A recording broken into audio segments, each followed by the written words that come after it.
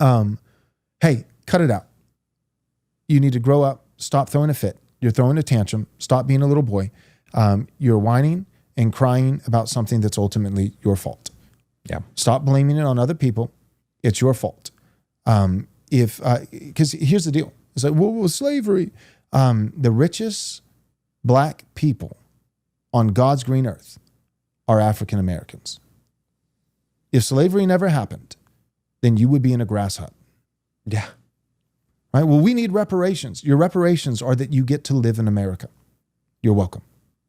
You're welcome. You get to have the Christian religion. That's live right. better than your ancestors The greatest ever would moment in history for any brown or black country is the moment that the white man's ships arrive on your shore.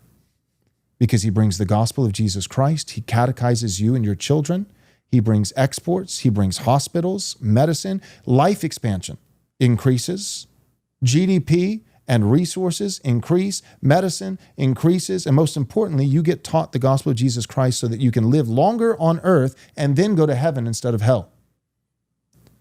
That's historically what has happened. That doesn't mean white people haven't sinned. That doesn't mean that they did it all right, that there weren't abusive slave masters, that there weren't that's not to absolve white people of sin. But I'm saying on the big picture, to say, well, black people are victims, black people are oppressed, and white people owe us something, and it's all your fault. That's insane. That's absolutely insane. And here's the deal. I think getting to the question from Starch Manning is a lot of the pushback that eventually conservatives finally mustered enough courage to say is, well, hey, look, can we just agree to a truce and let's just, we just won't talk about race at all.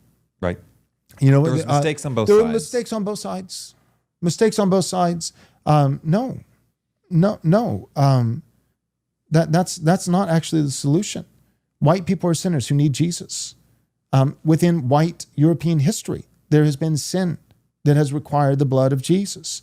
But on the whole, for 1,000 years, European people have been worshiping Jesus as sinners, but sinners saved by grace.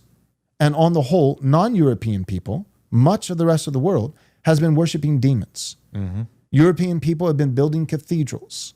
Non-European people have been building grass huts. And for those who are of non-European descent, but live in the Western world, you are exceedingly blessed.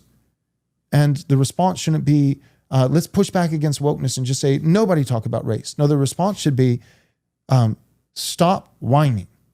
Stop throwing a fit. Get it together.